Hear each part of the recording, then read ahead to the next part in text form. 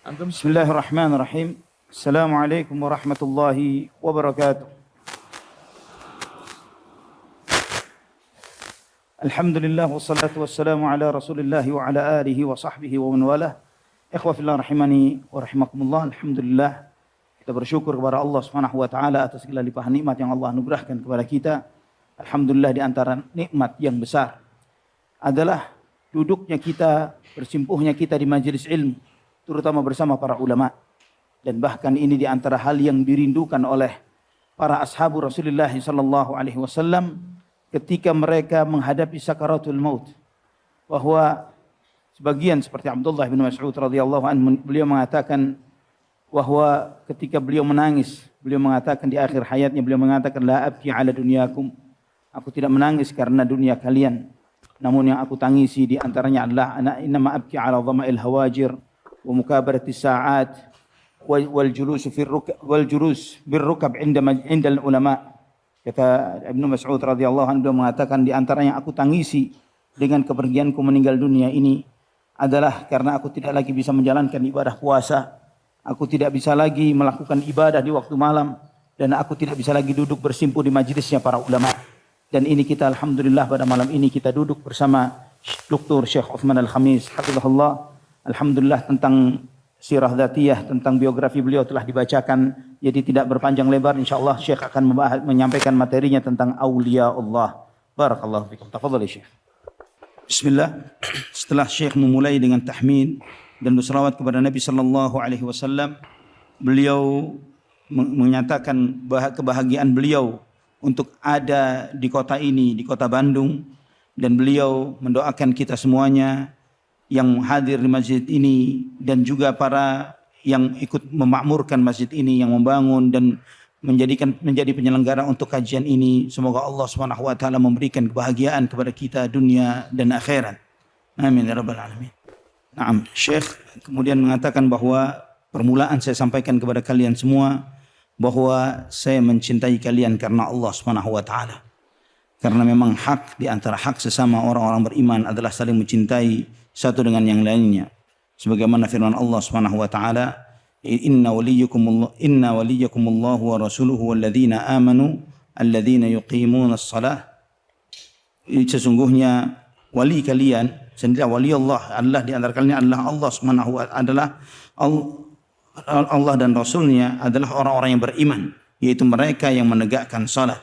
Dan wilayah kewalian itu adalah ekspresi atau ungkapan cinta, sebagaimana yang disabdakan oleh Nabi sallallahu alaihi wasallam, mathalul mu'minina fi tawaddihim wa tarahumihim wa ta'atufihim kamathalil jasad idza ishtaka minhu adwun tada'a sairul jasad bis-sahari wal humma. Perumpamaan antara mukmin yang satu dengan mukmin yang lainnya di dalam kasih sayangnya satu dengan yang lainnya, di dalam kepedulian satu dengan yang lainnya seperti satu tubuh. Ketika salah satu anggota tubuhnya mengeluh sakit, maka yang lainnya pun merasakan sakit dengan tidak bisa tidur dan merasakan demam. Dan beliau menyatakan semoga, dan saya memohon kepada Allah Subhanahu wa taala agar kita disatukan di dalam surganya Allah Subhanahu wa taala, di tempat yang mulia di sisi Allah Subhanahu wa taala yang Maha Kuasa, di surganya Allah Subhanahu wa taala. Amin ya rabbal alamin.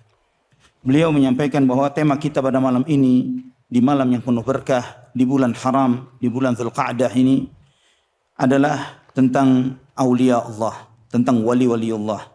Dan saya memohon kepada Allah Subhanahu wa taala, semoga Anda semuanya, ikhwan dan akhat yang ada, semuanya dijadikan sebagai wali-wali Allah oleh Allah Subhanahu wa taala. Amin ya rabbal alamin. Syekh menyampaikan bahwa untuk menjadi wali Allah itu tidak susah, bahkan mudah. Karena pada hakikatnya adalah orang-orang yang beriman semuanya adalah wali-wali Allah. Sebagaimana yang Allah Subhanahu wa taala berfirman, Allahu waliyul ladzina amanu yukhrijuhum minadh-dhulumati ilan nur. Allah Subhanahu wa taala adalah walinya orang-orang yang beriman, yang mengeluarkan mereka dari kegelapan menuju cahaya.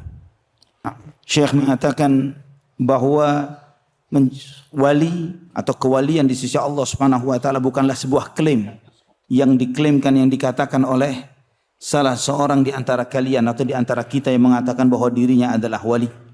Namun wali ini adalah apa yang disebutkan oleh Allah Subhanahu wa taala dan Rasulnya, dan mereka bertingkat-tingkat. Maksudnya Syekh jangan sampai menjatuhi jamaah. Ya, mushaf itu jangan sampai jatuh. Jadi ketingkat kewalian itu bertingkat-tingkat antara satu orang mukmin dengan orang mukmin yang lainnya, yang insya Allah kita akan jelaskan pada kesempatan singkat ini. Biarkan kita menyerahkan Allah Subhanahu wa taala yang menjelaskan siapakah waliullah yang sebenarnya. Dan Allah Subhanahu wa taala menjelaskan dalam Al-Qur'an, ala inna awliya Allahi la khaufun alaihim wa la hum yahzanun alladzina amanu wa kanu yattaqun. Yaitu Allah Subhanahu wa taala berfirman, ketahuilah sesungguhnya para waliullah mereka tidak merasakan takut dan tidak merasakan sedih, yaitu mereka-mereka yang beriman dan bertakwa kepada Allah Subhanahu wa taala. Dan kalian semuanya hadir di masjid ini melaksanakan salat berjamaah, beribadah kepada Allah Subhanahu wa taala, melaksanakan salat, maka kalian semua adalah orang-orang yang beriman kepada Allah Subhanahu wa taala. Dan kita takut dan bertakwa kepada Allah Subhanahu wa taala, maka insyaallah kita semuanya adalah para waliullah, kekasih-kekasih Allah Subhanahu wa taala. Namun kita perlu menyadari bahwa tingkat kewalian itu tidaklah di satu tingkat yang sama, namun bertingkat-tingkat satu dengan yang lainnya, yang berbeda-beda sesuai dengan kadar ketakwaan dan takutnya kepada Allah Subhanahu wa taala. Allah Subhanahu wa taala menjelaskan dalam sebuah hadis qudsi yang sahih dalam Sahih Bukhari. Allah Subhanahu wa taala berfirman, "Man 'ada li waliyan faqad adzantuhu bil harb. Wa ma taqarraba ilayya 'abdi bi syai'in ahabba ilayya mimma aftaradtuhu 'alaihi." Barang siapa yang memusuhi waliku, maka aku umumkan perang terhadap orang tersebut. Dan tidaklah hambaku mendekatkan diri kepadaku dengan suatu amalan yang lebih aku cintai melebihi apa yang aku wajibkan kepadanya. Bayangkan pada diri anda semuanya, wahai akhi wa ukhti, bayangkan bagi kalian semuanya bahwa Allah Subhanahu wa taala berkata kepada anda, menyampaikan kepada anda bahwa barang siapa yang memusuhimu, maka aku akan umumkan perang terhadapmu. Allah menyampaikan kepada kita, barang siapa yang memusuhimu, aku akan umumkan perang terhadap mereka.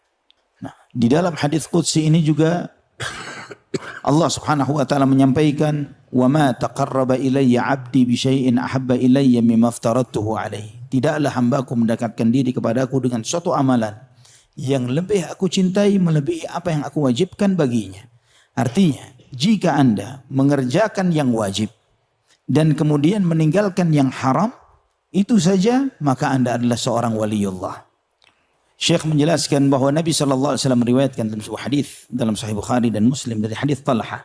Ada seseorang mendatangi Nabi sallallahu alaihi wasallam dan bertanya, "Apa yang Allah wajibkan untukku?" Maka Nabi sallallahu alaihi wasallam menjelaskan 5 salawat, 5 salat 5 waktu dalam sehari dan semalam. Yang lebihnya adalah sunnah. Lebih dari itu adalah sunnah. Kemudian apa lagi kewajiban untukku?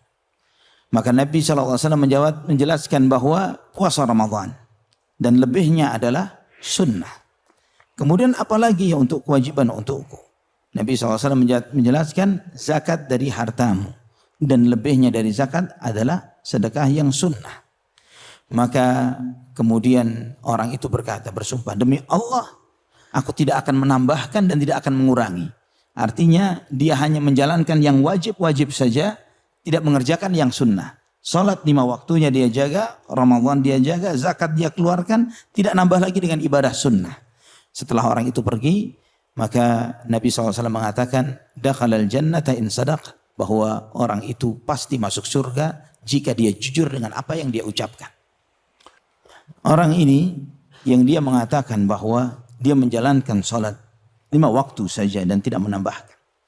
Kemudian dia menjalankan puasa Ramadan saja dan tidak menambahkan dengan puasa sunnah. Menjalankan zakat saja dan tidak melakukan sedekah yang sunnah. Dia, Nabi SAW dalam beberapa riwayat, Nabi SAW sampai bersumpah, Wallahi dakhalal jannata in sadaq. Demi Allah dia pasti masuk surga jika dia jujur. Wallahi aflaha in sadaq. Dalam riwayat yang lain, demi Allah dia sukses, dia selamat jika dia jujur. Syekh mengatakan di sini, orang tersebut dengan dia menjalankan yang wajib-wajib saja dan meninggalkan yang haram, dia selamat, dia adalah seorang waliullah. Namun para aulia Allah bertingkat-tingkat. Kemudian hadis itu Nabi SAW melanjutkan, wala yazalu abdi yataqarrabu ilayya bin nawafil hatta uhibbahu. Dan senantiasa hambaku mendekatkan diri kepadaku dengan ibadah-ibadah sunnah, maka dengan itu aku pun mencintainya. Nah, kita melihat di dalam hadis ini bahwa orang ini, bahwa Allah Subhanahu wa taala menegaskan ketika seseorang dia menjalankan yang wajib, meninggalkan yang haram, dan dia tidak berhenti sampai di situ. Dia menambahkan dengan melakukan ibadah-ibadah sunnah, maka dengan itu dia, Allah Subhanahu wa taala menegaskan kepadanya, hatta uhibbahu, sampai aku mencintainya. Ini adalah cinta yang khusus, bukan cinta yang umum. Karena yang pertama tadi, yang menjalankan yang wajib dan meninggalkan yang haram, dicintai oleh Allah Subhanahu wa taala. Namun ketika dia menjalankan, menambahkan dengan ibadah-ibadah sunnah, dia mendapatkan cinta yang khusus, yang spesial, yang berbeda dengan yang pertama. Syekh mengatakan bahwa saat ini kita semuanya, kita berkumpul di majelis ilmu ini, majelis zikir. Ini adalah ibadah sunnah, tidak wajib. Kita semuanya kumpul di dalam menjalankan sebuah ibadah sunnah yang kita semuanya melakukan ibadah melebihi dari apa yang diwajibkan oleh Allah Subhanahu wa taala. Maka semua ibadah sunnah yang kita lakukan, dari salat sunnah nawafil, salat sunnah nafilah, kemudian puasa-puasa sunnah, kemudian sedekah-sedekah sunnah, kemudian birrul walidain di atas yang wajib. Jadi birrul walidain yang lebih dari, yang menegakkan dari yang wajib. Dan semua ibadah ini, termasuk juga ketika kita di majelis ilmu ini, di mana majelis ini dihadiri oleh para malaikat, Allah Subhanahu wa taala meliputi rahmat dan kasih sayangnya bagi mereka yang hadir di majelis zikir. Allah Subhanahu wa taala turunkan sakinah, ketentraman di dalam hati orang-orang yang hadir di majelis zikir. Dan Allah Subhanahu wa taala menyebut mereka-mereka yang hadir di majelis zikir ini di malaikat-malaikat yang dekat di sisinya. Semua ibadah-ibadah sunnah yang kita melakukannya, maka itu membuat kita untuk semakin mendapatkan cinta Allah Subhanahu wa taala yang khusus, yang berbeda dengan yang pertama tadi. Lebih spesial, yaitu dengan Allah Subhanahu wa taala mencintai, memberikan cinta yang khusus bagi mereka yang menjalankan ibadah sunnah sebagai tambahan dari kewajiban yang diwajibkan kepadanya. Dan supaya kita lebih mengerti dan lebih memahami siapa waliullah itu, mari kita perhatikan definisi yang disampaikan oleh Al-Hafidh Ibnu Hajar Al-Asqalani rahimahullah. Yang beliau menjelaskan tentang definisi waliullah itu adalah mereka yang memenuhi 3 hal, yang memenuhi 3 perkara. Mari kita perhatikan apakah kita memenuhi ketiga-tiganya, atau kita memenuhi salah satunya, atau salah 2 dari 3 hal tersebut. Ibnu Hajar rahimahullah menjelaskan bahwa waliullah itu yang memenuhi 3 sifat. Yang pertama adalah orang yang mengenal Allah Subhanahu wa taala. Orang yang mengenal Allah Subhanahu wa taala. Kemudian yang kedua adalah orang yang ikhlas di dalam beribadah kepada Allah Subhanahu wa taala. Kedua adalah orang yang ikhlas beribadah kepada Allah Subhanahu wa taala. Kemudian yang ketiga adalah orang yang menegakkan ketaatan kepada Allah Subhanahu wa taala. Oh ya, sebagai tambahan ikhwah fillah, insyaallah kita menunda azan Isya. Ya, kita menunda azan Isya dan kita mundurkan sedikit waktu salat untuk materi ini supaya tersampaikan sedikit utuh, dan kemudian nanti soal jawab supaya ditulis di kertas dan nanti dibacakan dan dijawab sesudah salat. Kenapa sesudah salat Isya? Supaya memudahkan bagi ikhwah atau jamaah yang memiliki kesibukan tertentu, sehingga dia mencukupkan dengan mengikuti kajian dan tidak hadir di soal jawabnya, silahkan bisa meninggalkan tempat. Barakallahu fikum. Fadhil Syekh. Yang pertama adalah orang yang alim terhadap Allah, yang mengenal Allah Subhanahu wa taala. Yaitu dia mengenal nama-nama Allah Subhanahu wa taala, mengenal sifat-sifatnya, mengenal perintah dan larangan Allah Subhanahu wa taala. Karena seseorang semakin mengenal Allah Subhanahu wa taala, mengenal nama-nama, mengenal sifat-sifatnya, mengenal perintah dan larangannya, maka dia akan semakin takut, semakin kenal kepada Allah Subhanahu wa taala. Sebagaimana Nabi sallallahu alaihi wasallam bersabda, "Ana akhsyakum wa atqakum lillah." Bahwa aku adalah orang yang paling takut dan yang paling bertakwa di antara kalian terhadap Allah Subhanahu wa taala. Dan juga Sebagaimana Allah Subhanahu wa taala firmankan, "Innama yakhsyallaha min ibadihil ulama." Sesungguhnya yang paling takut di antara hamba-hamba Allah, yang paling takut di antara hamba-hamba Allah kepada Allah adalah para ulama, orang-orang yang berilmu. Maka ketika Anda semakin memahami nama-nama Allah Subhanahu wa taala, memahami sifat-sifatnya, nama-nama keagungan, nama-nama kemuliaan, nama-nama yang menunjukkan kemahasempurnaan Allah Subhanahu wa taala dan sifat-sifatnya, dan semakin mengenal perintah-perintah Allah Subhanahu wa taala dan semakin mengetahui apa yang dilarang oleh Allah Subhanahu wa taala, maka seorang itu akan semakin takut kepada Allah Subhanahu wa taala. Nah, kemudian beliau Syekh menjelaskan tentang macam-macam nama-nama Allah Subhanahu wa taala.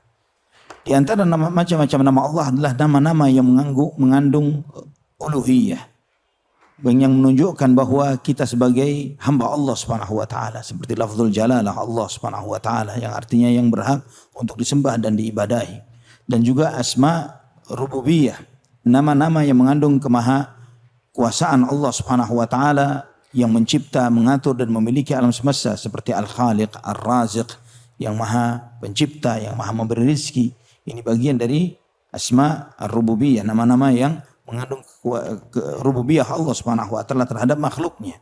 Dan juga asmaul jalal, nama-nama yang mengandung menunjukkan kemahaagungan Allah Subhanahu wa taala atas makhluknya, seperti Allah Al-Kabir yang maha besar, Al-Azim yang maha agung dan mulia, Al-Mutakabbir, dan nama-nama yang ketika seseorang semakin dia mengenal nama-nama ini akan semakin hadir di dalam hatinya pengagungan terhadap Allah Subhanahu wa taala. Juga ada asmaul jamal, nama-nama yang menunjukkan kemahaindahan Allah Subhanahu wa taala, seperti Allah At-Tawwab yang maha menerima taubat, Al-Karim yang maha dermawan terhadap hambanya, Ar-Rahman, Ar-Rahim yang maha pengasih dan penyayang terhadap hambanya. Semakin kita tadabbur, memikirkan dan memahami nama-nama ini, semakin seseorang itu semakin kenal kepada Allah Subhanahu wa taala.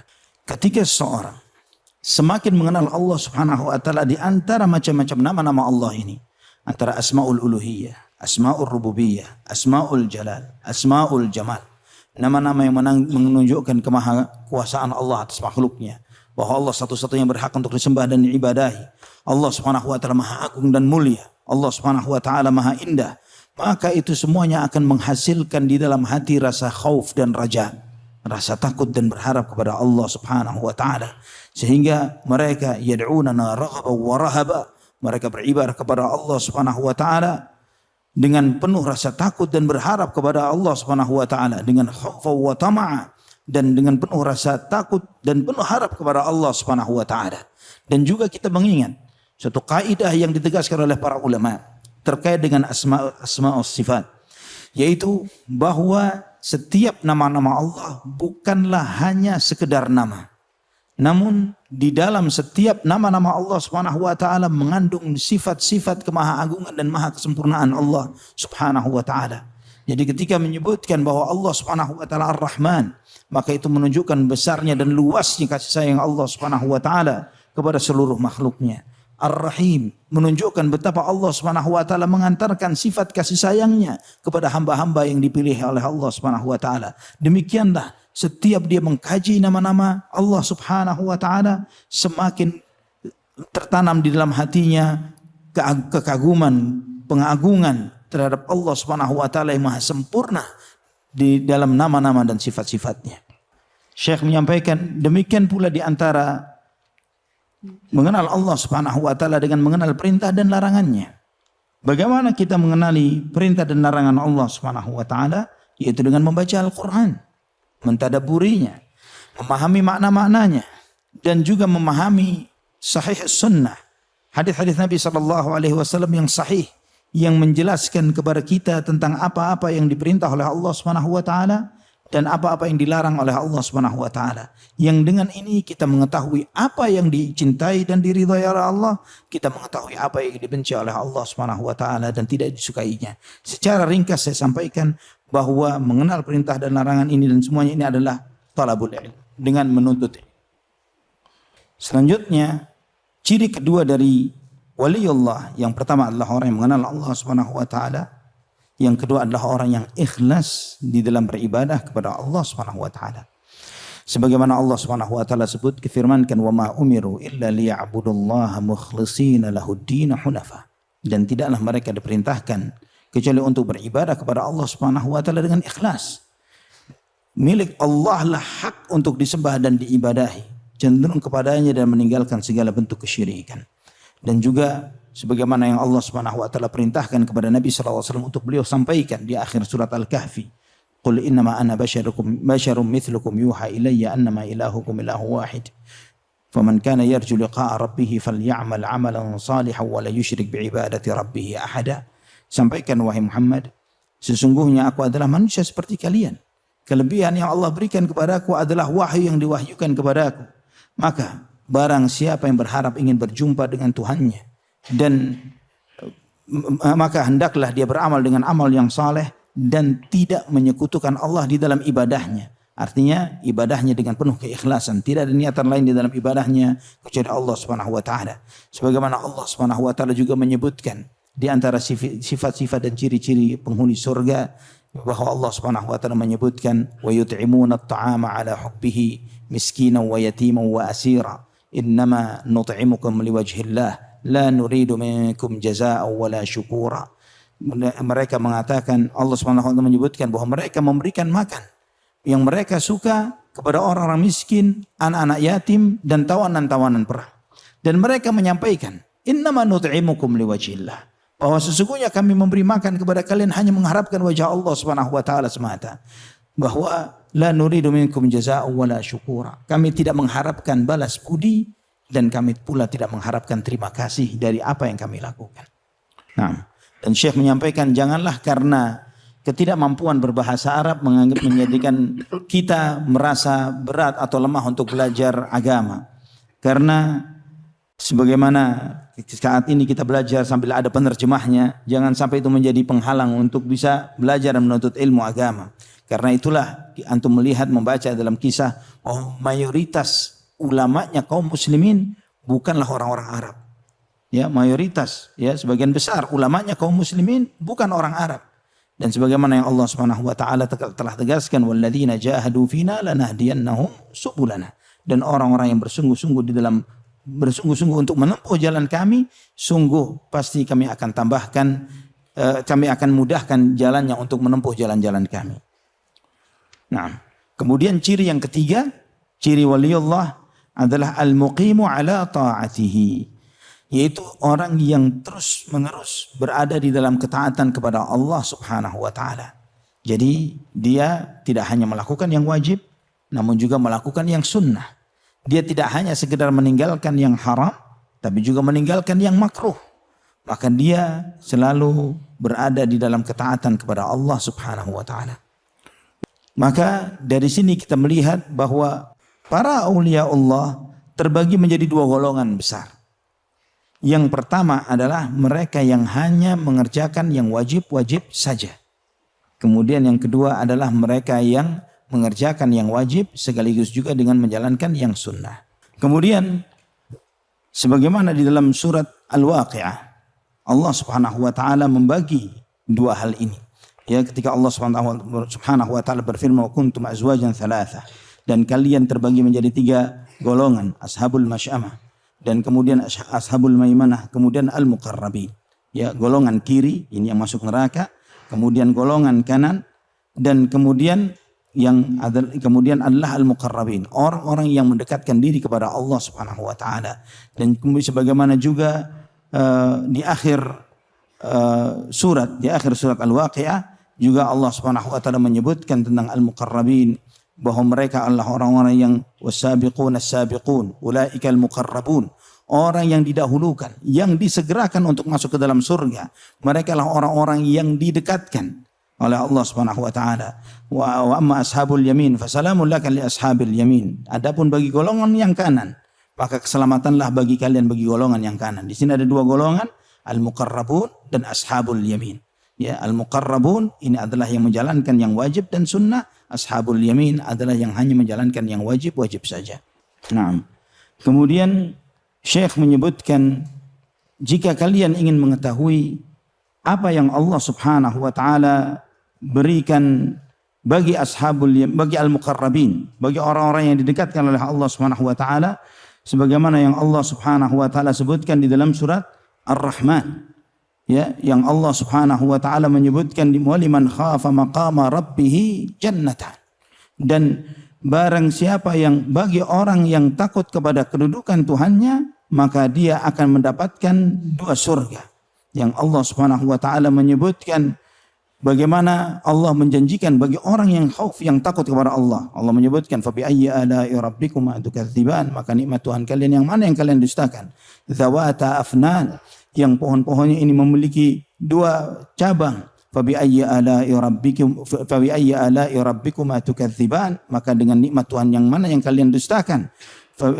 Allah Subhanahu wa taala juga menyebutkan fihi ma ainani tajriyan, di dalam surga, 2 surga itu ada 2 mata air yang mengalir.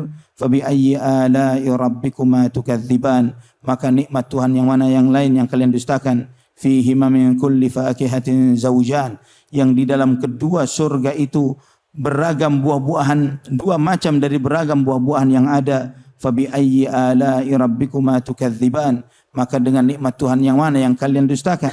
Muttaqiina ala furushin batainuha min istabraq wajanal jannataini dan mereka berada di surga itu, mereka bersandarkan di permadani yang di dalamnya adalah terbuat dari sutra, dan mereka memetik segala buah-buahan itu di 2 surga itu dengan petikan yang mudah dan dekat. Fa bi ayyi ala'i rabbikuma tukadziban, maka nikmat Tuhan yang mana lagi yang kalian dustakan? Fihinna qasiratut tarfi lam yatmithunna insun qablahum wala jan, dan di dalamnya ada wanita-wanita jelita, para bidadari yang mereka tidak pernah tersentuh oleh manusia dan tidak pula jin. Fa bi ayyi ala'i rabbikuma tukadziban, maka nikmat Tuhan yang mana yang kalian dustakan? Ka'annahunnal yaqutu wal marjan, yang mereka itu bagaikan mutiara-mutiara, yaqut dan marjan. Ini semuanya diberikan oleh Allah Subhanahu wa taala bagi al-muqarrabin. Kemudian Syekh menjelaskan selanjutnya di dalam surat Ar-Rahman ini disebutkan oleh Allah Subhanahu wa taala ketika tadi sebelumnya menjelaskan tentang al-muqarrabin. Nah, sekarang menjelaskan tentang ashabul yamin, yang mereka adalah yang levelnya di bawah yang sebelumnya. Sebagaimana Allah firmankan dalam surat Ar-Rahman, wa min dunihima jannatan. Dan di bawah level yang sebelumnya ada 2 surga. Yang kemudian beliau menyebutkan, coba kita perhatikan perbedaan antara 2 surga ini dengan 2 surga sebelumnya. Pertama, Allah menyebutkan mudhammatan, bahwa surga itu rindang, sangat hijau dan rindang, sangat hijau dan rindang. Sedangkan surga yang sebelumnya zawata afnan, bahwa pohon-pohonnya begitu besar dan memiliki batang-batang yang besar. Ya, ini yang pertama disebutkan tentang pohon-pohonnya, yang kemudian juga mata airnya. Bagaimana jika yang sekarang ini yang level di bawahnya fihi ma ainani naddakhatan. Di dalam 2 surga yang levelnya di bawahnya ini ada 2 mata air yang memancar. Adapun yang sebelumnya disebutkan oleh Allah Subhanahu wa taala tajrian, airnya itu mengalir. Antara berbeda antara yang memancar dan yang mengalir. Ini kemudian juga Allah Subhanahu wa taala menyebutkan untuk level yang di bawahnya ini fihi ma fakihatu wa nakhlu wa rumman, bahwa di dalam surga ini yang levelnya bagi ashabul yamin, di situ ada buah-buahan, ada pohon kurma dan buah delima. Sedangkan untuk level sebelumnya fihi ma min kulli fakihatin zawjan. Adapun sebelumnya bahwa mereka mendapatkan dari semua jenis buah-buahan 2 jenis. 2 jenis. Kemudian bicara tentang bidadarinya. Jika bidadarinya level yang pertama disebutkan qasiratut tarfi lam yatmithunna insun qablahum wala jan. Mereka adalah wanita-wanita yang qasiratut tarf. Maksudnya qasiratut tarf itu pandangannya terbatas. Dia hanya memilih atau melihat kepada suaminya saja, enggak lirik-lirik orang. Hanya memandang kepada suaminya saja, qasiratut tarf. Sedangkan bagi yang ashabul yamin, hurum maqsuratun fil khiyam, bidadari yang mereka disimpan di dalam kemah-kemah. Beda antara yang qasirat dan maksurat. Ya, kalau qasirat itu memang dia sengaja yang memilih suaminya, dengan dia yang mencari dan memilih suaminya. Kalau ini memang yang dia yang dipilihkan. Dia yang dipilihkan untuk suami-suaminya. Dan kemudian juga tentang permadaninya surga. Yang level yang pertama tadi disebutkan batainuha min istabrak, bahwa mereka duduk di sofa-sofa. Di sofa-sofa yang dalamnya sofa itu bukan busa tapi sutra. Dalamnya sofanya sutra. Adapun orang yang levelnya yang di bawahnya ini, mereka muttaqiina ala rafrafin khudri wa abqariyin hisan. Mereka ini berada di permadani. Berbeda antara yang duduk di sofa dengan yang di permadani. Kemudian juga bagaimana yang sebelumnya disebutkan wadanal jannataini dan bahwa surga yang sebelumnya ini buah-buahannya itu mudah dipetik. Yang ini tidak terdapat bagi yang sebelumnya. Dan kemudian beliau Syekh menjelaskan bahwa wanita-wanita dunia nantinya ketika mereka di surga, bahwa mereka adalah lebih cantik daripada para bidadari. Sebagaimana yang ketika Allah Subhanahu wa taala menyebutkan inna ansha'nahunna insya'a waja'alnahunna abkara 'uruban atraba. Sesungguhnya kami ciptakan para bidadari itu dengan ciptaan yang sangat sempurna. Kami jadikan mereka selalu dalam keadaan perawan dan mereka dengan posturnya yang sangat indah dan sangat bagus. Yang ini semuanya sebagaimana dalam tafsir dalam disebutkan oleh Ibnu Sirin, disebutkan bahwa itu adalah nisa'ud dunya, bahwa wanita-wanita dunia diciptakan oleh Allah Subhanahu wa taala dengan ciptaan yang sangat sempurna. Nah, sekarang pilihan di tangan kita. Mau memilih untuk menjadi minas sabiqin yang berlomba-lomba untuk masuk menjadi top levelnya di surga, yang paling top di surga, atau ashabul yamin yang levelnya di bawahnya. Sebagian orang-orang mukmin mereka mengatakan enggak masalah, mau di pinggirannya surga, mau apa, yang penting masuk surga. Ya, yang penting masuk surga daripada naudzubillah jangan sampai menjadi ashabus shimal yang ada di neraka waliyadzubillah. Nah, itu yang disampaikan sebelumnya semua adalah apa yang diberikan oleh Allah Subhanahu wa taala bagi aulianya di surga. Apa yang Allah berikan baginya di dunia. Yang diberikan oleh Allah. Wala yazalu 'abdi yataqarrabu ilayya bin nawafil hatta uhibbahu fa idza ahbabtuhu kuntu sam'ahu alladhi yasma'u bihi wa basarahu alladhi yabsuru bihi wa yadahu allati yabtishu biha wa rijlahu allati yamshi biha. Yang ketika aku telah mencintainya, maka aku akan menjadi penglihatan yang dengannya dia melihat, menjadi pendengaran yang dengannya dia mendengar, menjadi tangannya yang dengannya dia mencengkram, menjadi kakinya yang dengannya dia melangkah. Ini yang Allah Subhanahu wa taala berikan baginya di dunia. Artinya, maksud dari penjelasan ini adalah bahwa Allah Subhanahu wa taala menjaga anggota tubuhnya. Allah menjaga matanya, Allah menjaga telinganya, Allah menjaga tangannya, Allah menjaga kakinya, Allah menjaga kemaluannya, Allah menjaga semua anggota tubuhnya karena Allah mencintainya. Siapa di antara kita yang tidak menginginkan itu? Siapa di antara kita yang tidak berharap untuk dicintai oleh Allah Subhanahu wa taala dan dijaga oleh Allah Subhanahu wa taala? Dan Allah Subhanahu wa taala menegaskan di dalam hadis ini, wala in salani la'utiyanna wala in ista'adzani la'u'idzanna. Dan jika dia meminta kepadaku, niscaya aku akan memberi kepadanya, dan jika dia memohon perlindungan kepadaku, maka aku pasti akan memberikan perlindungan kepadanya. Alhamdulillah. Beliau Syekh menutup dengan doa yang di awal doanya beliau menyampaikan bahwa semoga Allah Subhanahu wa taala menjadikan kita semuanya, saya dan Anda semuanya sebagai wali-waliullah ya Rabbana ya Karim. Dan beliau menutup dengan doa tadi yang kita amini bersama. Insyaallah setelah ini kita melaksanakan salat Isya, dan sesudah salat Isya pertanyaan yang sudah ditulis disampaikan kepada panitia, nanti dijawab sesudah salat. Adapun jamaah yang mungkin ada kegiatan yang lainnya boleh meninggalkan tempat. Barakallahu fikum. Alhamdulillah wassalatu wassalamu ala Rasulillah wa ala alihi wa sahbihi wa man walah. Ikhwah fillah rahimani wa rahimakumullah. Kita lanjutkan dengan sesi soal jawab. Dan sebagaimana tadi disampaikan bahwa jika di antara ikhwah mungkin yang ada kesibukan dan yang lain sebagainya, maka boleh untuk pergi dan meninggalkan majelis ini.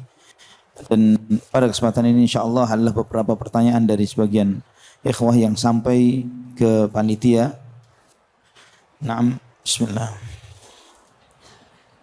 Ini pertanyaan bertanya, jika sebagai aparat pemerintah masih ada sebagian kecil perintah Allah dan Rasulnya yang belum bisa dilakukan dengan sempurna karena adanya aturan, apakah masih jadi waliullah dengan 3 kriteria yang disebutkan oleh Ibnu Hajar al-Asqalani? Syekh menjawab bahwa waliullah adalah at-taqiyun naqiyul khafi, sebagaimana sabda Nabi sallallahu alaihi wasallam, yaitu orang yang bertakwa, yang bersih hatinya dan terus berusaha untuk menyembunyikan amal ibadahnya. Dan tidak harus seorang waliullah itu adalah orang yang maksum, yang tidak berbuat salah. Karena waliullah bisa berbuat salah. Sebagaimana Allah Subhanahu wa taala firmankan, innakum tukhti'una fil laili wan nahar. Bahwa sesungguhnya kalian manusia berbuat salah siang dan malam. Namun ya artinya bahwa waliullah mungkin dia berbuat salah, mungkin dia terjerumus dalam dosa. Tidaklah menjadi syarat sebagai waliullah adalah orang yang terbebas dari kesalahan. Allah a'lam. Ini pertanyaannya belum saya terjemahkan. Jadi yang bertanya seorang wanita, dia bertanya mengenai datang bulan atau haid.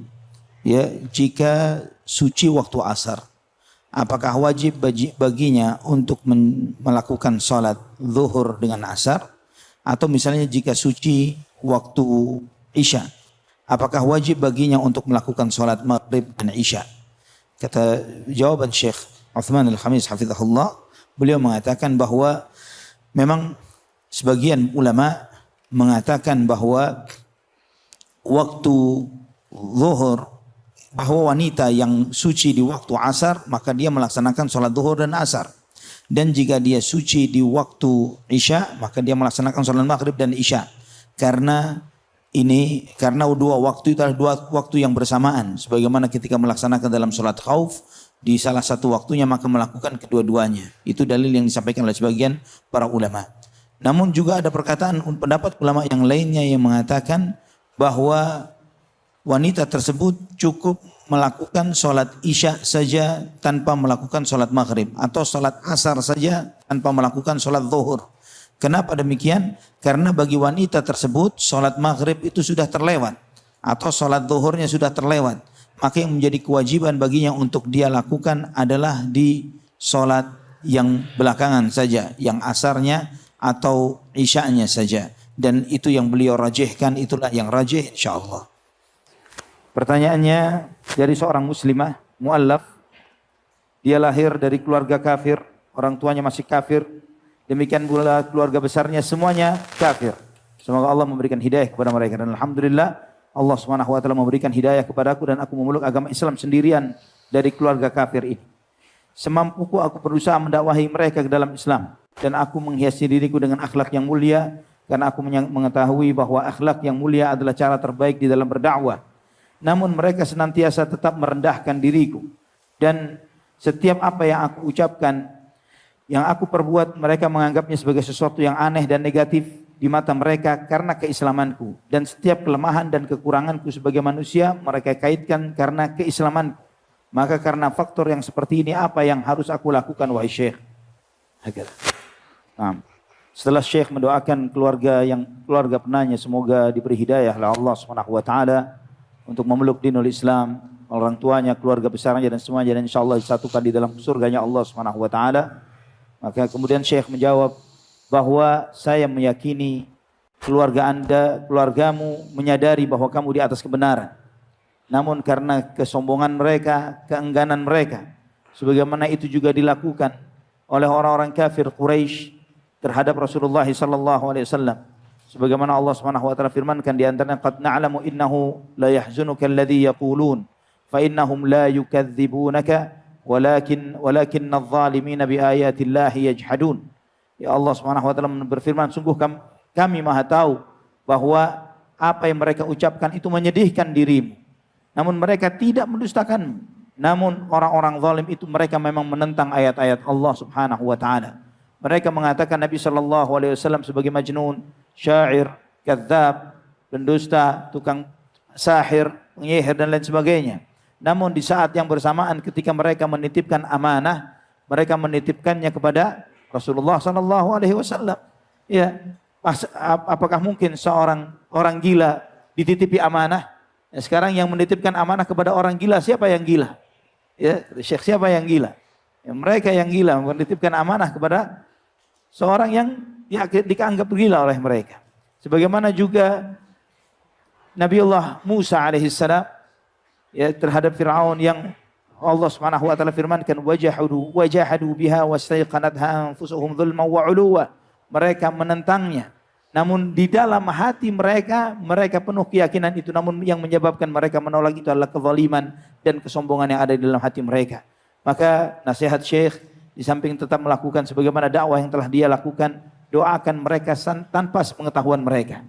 Doakan mereka tanpa sepengetahuan mereka, semoga keluarga Anda diberi hidayah oleh Allah Subhanahu wa taala. Amin ya rabbal alamin. Nabi sallallahu alaihi wasallam bersabda bahwa kesabaran itu pada hentakan yang pertama. Nabi SAW menyampaikan nasihat ini kepada seorang wanita yang menangisi anaknya di sisi kuburnya. Yang saya tanyakan, bagaimana dengan seseorang yang tidak bisa bersabar pada hentakan pertama ini, maka dia menangis, dia mengeluh, dan setelah sekian hari berlalu, di saat itu dia menerima kondisi dan keadaannya. Apakah sabarnya bermanfaat bagi dirinya? Apakah dia diterima kesabarannya walaupun terlambat ini? Bagaimana kita menggabungkannya dengan hadis dan riwayat-riwayat yang menyebutkan tentang diberinya pahala bagi setiap orang yang ditimpa musibah. Demikian pula dengan riwayat-riwayat tentang husnudzan, berbaik sangka kepada Allah Subhanahu wa taala, bahwa Allah Maha Pengasih, Maha Penyayang. Allah menerima amal saleh walaupun terlambat. Syekh menjawab bahwa hadis yang disampaikan adalah terkait seorang wanita yang menangis terhadap anaknya yang meninggal dunia. Kemudian Nabi SAW mendatangi wanita tersebut dan menasihatinya untuk bersabar. Dan wanita itu mengatakan bahwa kamu tidak mengalami musibah seperti yang aku alami. Dan kemudian Nabi SAW pun pergi. Dan orang-orang menyampaikan kepada wanita tersebut bahwa yang menasihatimu tadi adalah Rasulullah SAW. Nah, maka kemudian wanita itu mencari Nabi SAW dan mengatakan, ya Rasulullah, saya tidak tahu jika tadi adalah engkau, kata wanita tersebut. Dan kemudian dia mengatakan bahwa saat ini saya mau bersabar. Saat ini saya mau bersabar. Maka Nabi SAW pun bersabda, innamas sabru inda sadmatil ula. Sesungguhnya kesabaran itu pada hentakan yang pertama. Dan memang ketika seseorang itu ditimpa musibah, pilihannya dia bersabar di saat itu, atau dia dalam kondisi tertentu pasti akan sampai kepada titik di mana dia terlupakan dari musibah yang dialaminya. Maka dalam pepatah disampaikan, sabarlah kalian seperti sabarnya lelaki sejati, atau hiburlah dirimu seperti hewan. Maksudnya dia memberikan contoh tentang dua orang laki-laki yang ditimpa musibah, orang tuanya meninggal dunia. Yang satu dia mengatakan inna lillahi wa inna ilaihi raji'un, Allahumma ajirni fi musibati wa akhlif li khairan minha. Dia mengatakan sebagaimana yang diperintahkan oleh Allah Subhanahu wa taala, istirja', dan kemudian dia berdoa minta diberi pahala oleh Allah Subhanahu wa taala. Kemudian yang satunya lagi meratap, menangis seakan-akan tidak menerima dengan keadaan yang dialaminya. Namun selang beberapa waktu, setahun misalnya, dia mendapati dua orang saudara ini duduk berdua tertawa dan lain sebagainya. Artinya menunjukkan bahwa bagaimanapun beratnya musibah, suatu saat pasti Anda melupakan beratnya musibah itu. Ya. Setiap orang pasti mengalami kondisi atau keadaan di mana dia terhentak dengan musibah, dan kemudian dengan berjalannya waktu dia melupakan musibah itu. Nah, namun kondisi nilai yang diberikan pahala terbesar oleh Allah Subhanahu wa taala bukanlah ketika seseorang itu terhibur setelah berjalan sekian waktu. Semua orang pasti mengalami hal yang sama. Namun dinilainya kesabaran adalah ketika pada hentakan yang pertama. Innamas sabru inda sadmatil ula. Saya bacakan terjemahannya terkait dengan surat Ar-Rahman yang disebutkan tentang kenikmatan bagi al-muqarrabin, yaitu bidadari. Bidadari tentunya untuk ikhwan. Sedangkan untuk akhwat dapat apa? Ya. Apakah benar di surga bertemu dengan pasangan kita jika kedua-duanya saleh dan salihah? Jazakumullah khair. Untuk pertanyaan yang pertama terkait dengan apa yang diperoleh bagi wanita di surga, di dunia laki-laki diizinkan oleh Allah untuk mendapatkan lebih dari satu wanita. Namun tidak dengan sebaliknya. Tidak dengan sebaliknya. Tidak boleh seorang wanita memiliki lebih dari satu suami. Karena itu sangat bertentangan dengan kodrat mereka. Dan demikian pula di surga. Demikian pula di surga. Di surga seorang wanita tidak mungkin mendapatkan lebih dari satu suami.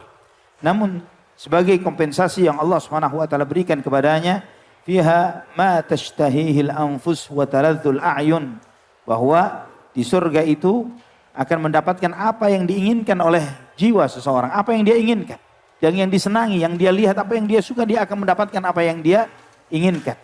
Sampai ada seorang kata Syekh, ada orang bertanya, kalau misalnya saya di surga pengen ngerokok, ya, apakah boleh? Kalau kamu di surga pengen ngerokok, dikasih oleh Allah Subhanahu wa taala. Ya, apa yang diinginkan. Namun untuk seorang wanita tidak mungkin dia mendapatkan lebih dari satu suami. Dan sebagai gantinya juga Allah Subhanahu wa taala memberikan pelayan-pelayan yang dari kalangan wanita, laki-laki yang melayani segala kebutuhan yang ada di surga, yang semuanya ini diberikan oleh Allah Subhanahu wa taala dan mereka dijadikan sebagai pelayan-pelayan yang kekal dan abadi.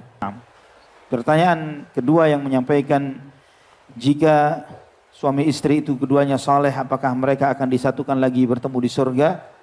Nah, itu dasarnya adalah memang seperti itu. Jika suami istri kedua-duanya adalah saleh dan salehah, maka kedua-duanya disatukan lagi di surga. Dan bagaimana jika dengan seorang wanita yang pernah menikah lebih dari satu laki-laki? Dia menikah, suaminya misalnya meninggal dunia, dia menikah lagi 2 atau 3 misalnya. Dengan siapakah dia nanti di surga? Jika suaminya semuanya masuk surga, sebagaimana disebutkan tentang kisahnya Asma binti Umais radhiyallahu anha. Asma binti Umais. Asma binti Umais radhiyallahu anha, suami pertamanya adalah Ja'far bin Abi Thalib radhiyallahu an, yang meninggal mati syahid di perang Mu'tah, dan dia punya anak dari Ja'far.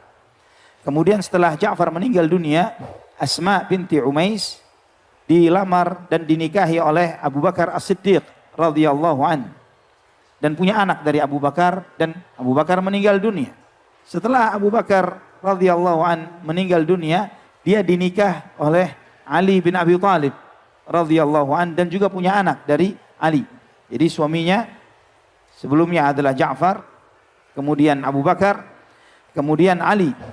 Kemudian setelah itu, setelah Ali radhiyallahu an meninggal dunia, beliau dilamar oleh Muawiyah ibnu Abi Sufyan.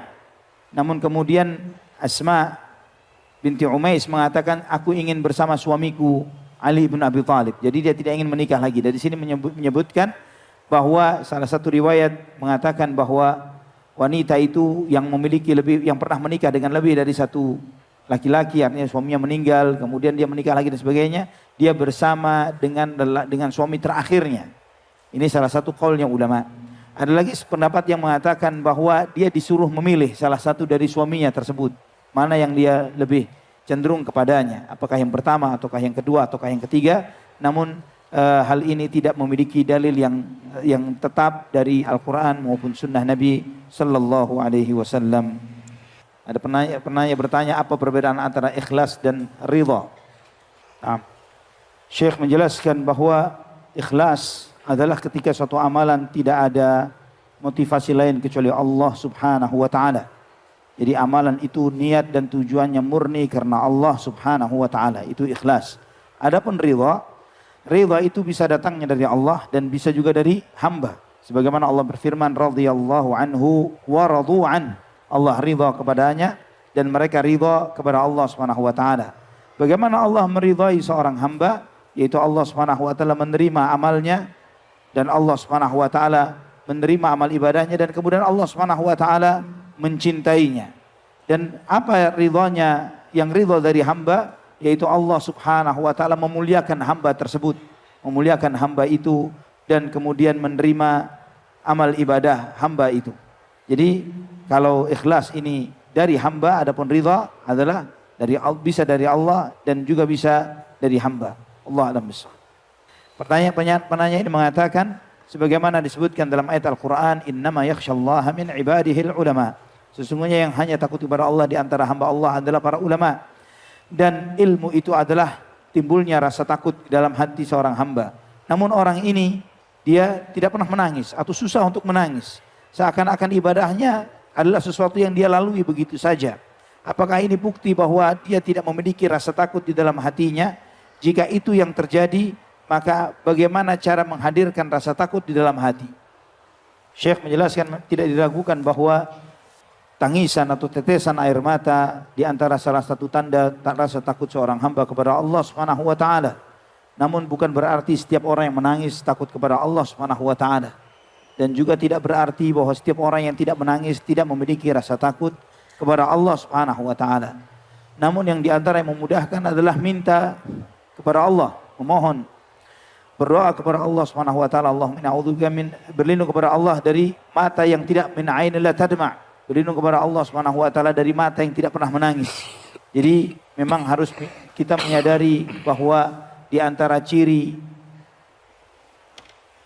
takut kepada Allah Subhanahu wa taala adalah tangisan atau menangis kepada Allah Subhanahu wa taala. Hendaklah dia meminta kepada Allah agar diberikan kemudahan untuk bisa menangis karena takut kepada Allah Subhanahu wa taala. Ada pertanyaan yang ditujukan di sini, apa yang dimaksud dengan wali mursyid yang diklaim oleh golongan tertentu? Namun Syekh menjawab, saya tidak pernah tahu, tidak tahu. Nah, Syekh menjelaskan, namun yang harus disadari dan diyakini adalah seseorang tidak boleh mengklaim atau merasa dirinya sebagai wali atau yang bertakwa kepada Allah Subhanahu wa taala sudah sampai pada derajat tertentu dalam keimanan. Namun yang harus ada pada dirinya adalah rasa takut kepada Allah Subhanahu wa taala dan terus mempertanyakan ke dalam dirinya tentang imannya, tentang takwanya. Karena Allah Subhanahu wa taala mengingatkan, fala tuzakku anfusakum, janganlah engkau merasa dirimu suci, jangan engkau merasa dirimu bersih. Ya, seorang yang bertakwa kepada Allah Subhanahu wa taala, mereka selalu menggabungkan antara rasa takut kepada Allah Subhanahu wa taala dan terus beramal. Walaupun sehebat apapun amal yang Anda lakukan, sebagus apapun amal itu, jangan pernah merasa dirinya sebagai hamba yang saleh, sebagai waliullah. Ini tidak sepantasnya bagi seorang yang bertakwa kepada Allah memiliki hati dan pemikiran yang seperti itu. Dan para aulia Allah, mereka tidak memiliki pakaian spesifik, pakaian khusus tertentu yang berbeda dari pakaian manusia yang lainnya. Dan juga mereka tidak memiliki syariat tertentu yang mereka dihalalkan dari hal-hal yang haram tertentu dari yang berbeda dengan yang lainnya. Mereka sama semuanya. Ya, bahkan pada hakikatnya para aulia Allah adalah atqiya akhfiya, orang yang bertakwa kepada Allah Subhanahu wa taala yang mereka menyembunyikan amal ibadahnya. Mereka tidak suka terkenal, tersohor, dikenal oleh orang banyak, namun mereka malah lebih menyembunyikan amal ibadahnya. Bukan orang yang memperkenalkan dirinya sebagai para wali atau para aulia Allah dengan pakaian tertentu, dengan amalan-amalan tertentu yang berbeda dari kaum muslimin yang lainnya. Ada soal akhir, Syekh? Nah, ada pertanyaan yang terakhir. Pertanyaan ini saya terjemahkan terlebih dahulu karena berbahasa Arab. Sebagai umat Islam secara umum dan hidup di akhir zaman, apakah mungkin kita memiliki iman seperti imannya Abu Bakar dan Umar dari sahabat Rasulullah SAW yang lainnya? Dan jika tidak memungkinkan hal itu, maka kira-kira amalan apa yang bisa mendekati amalan para sahabat Rasulullah? Syekh menjawab bahwa mustahil dan tidak mungkin kita bisa seperti Abu Bakar dan Umar dan bahkan seluruh para sahabat radhiyallahu anhum ajma'in. Bahkan para sahabat pun satu dengan yang lainnya tidak satu level.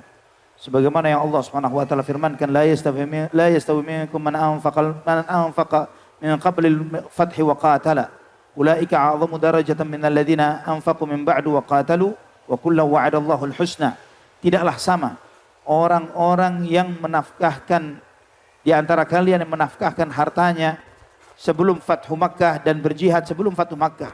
Orang-orang yang berjihad dan menafkahkan hartanya sebelum Fathu Makkah, mereka lebih besar pahalanya ketimbang orang-orang yang menafkahkan hartanya dan mereka beriman yang berperang setelah Fathu Makkah. Dan dua-duanya diberikan janji kebaikan oleh Allah Subhanahu wa taala. Ini menunjukkan bagaimana perbedaan level di antara para sahabat. Dan juga Allah Subhanahu wa taala memuji para sahabat Rasulullah SAW, di antaranya Muhammad Rasulullah walladzina ma'ahu asyiddau 'alal kuffar ruhama'u bainahum. Muhammad SAW adalah utusan Allah dan orang-orang yang bersama beliau adalah sangat keras terhadap orang kafir dan saling mengasihi di antara mereka.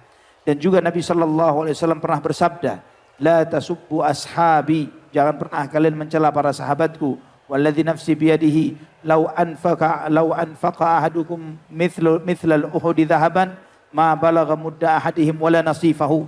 Demi Allah yang jiwa Muhammad berada di tangannya, jika ada salah seorang di antara kalian menafkahkan emas seberat gunung Uhud, tidak akan bisa menggapai pahala kedua genggam tangan para sahabat atau pahala sedekah separuh tangan sahabat. Sedekahnya sahabat dengan separuh tangannya ini lebih besar daripada sedekah kita emas seberat gunung Uhud. Maka bagaimana kita bisa mencapai atau menggapai derajatnya Abu Bakar dan Umar. Dan Abu Bakar dan Umar pernah disebutkan dalam sebuah hadis. Nabi SAW menyampaikan bahwa seakan-akan diturunkan sebuah timbangan kepadaku. Kemudian aku ditimbang dan seluruh umatku ditimbang, ditaruh di satu anak timbangan. Dan aku lebih berat dari seluruh umat. Iman Rasulullah SAW. Kemudian Abu Bakar As-Siddiq ditaruh di satu anak timbangan. Dan seluruh umat Muhammad SAW ditaruh di satu anak timbangan yang lain. Lebih berat imannya Abu Bakar radhiyallahu an. Kemudian Umar radhiyallahu an ditaruh di satu anak timbangan. Dan kemudian seluruh umat Muhammad SAW ditaruh di satu anak timbangan. Lebih berat timbangannya Umar. Jika para sahabat saja mustahil dan tidak mungkin mereka bisa mencapai levelnya Abu Bakar dan Umar, bagaimana dengan kita yang bukan masuk bagian dari para sahabat? Maka di antara para ulama tabi'in adalah Tawus bin Kisan rahimahullah. Beliau sangat bersungguh-sungguh dalam beribadah kepada Allah Subhanahu wa taala. Bersungguh-sungguh sampai dia sholat malam, sampai dia lelah kakinya dan dia menepuk kakinya. Dia tepuk kakinya. Dia mengatakan, "Jangan kamu lelah, jangan kamu capek. Memang tidak mungkin menggapai derajatnya para sahabat, tapi setidaknya bisa meramaikan rombongan mereka." Meramaikan rombongan mereka. Yang bisa dilakukan adalah saddidu wa qaribu, yaitu bersikap luruslah dan mendekat. Berusaha lurus, fokus kepada tujuan dan berusaha mendekat kepada sasaran tersebut. Sebagaimana salah seorang sahabat yang ketika dia membantu Rasulullah SAW dan kemudian Nabi SAW menanyakan, apa yang kamu minta dariku? Maka orang ini mengatakan, saya tidak meminta sesuatu ya Rasulullah kecuali satu hal saja, yaitu murafaqatuka fil jannah, menjadi sahabat dan temanmu di surga. Maka Nabi SAW menyampaikan kepada sahabat tersebut, a'inni bikathratis sujud, bantu aku dengan memperbanyak sujud. Itu yang disebutkan oleh Nabi SAW. Maka kita, kata Syekh, mustahil bagi kita untuk bisa seperti Abu Bakar atau Umar atau bahkan para sahabat radhiyallahu anhum ajma'in, karena mereka memiliki level dan kedudukan tersendiri di sisi Allah Subhanahu wa taala dan Rasulnya yang tidak mungkin kita menggapainya.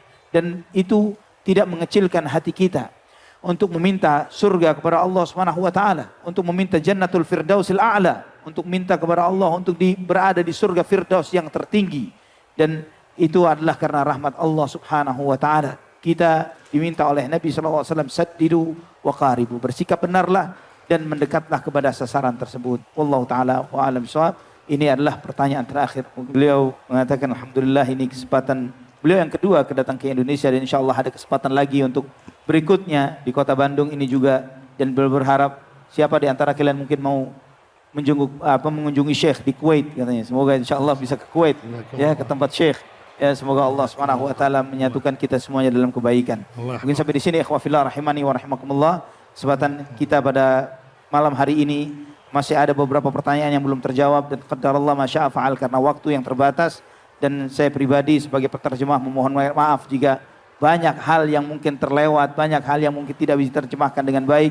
Saya mohon ampun kepada Allah Subhanahu wa taala dan mohon maaf kepada Syekh dan kepada antum semuanya. Barakallahu fikum. Kita tutup dengan doa kafaratul majlis. Subhanakallahumma wa bihamdik, asyhadu an la ilaha illa anta astaghfiruka wa atubu ilaik. Wassalamu alaikum warahmatullahi wabarakatuh.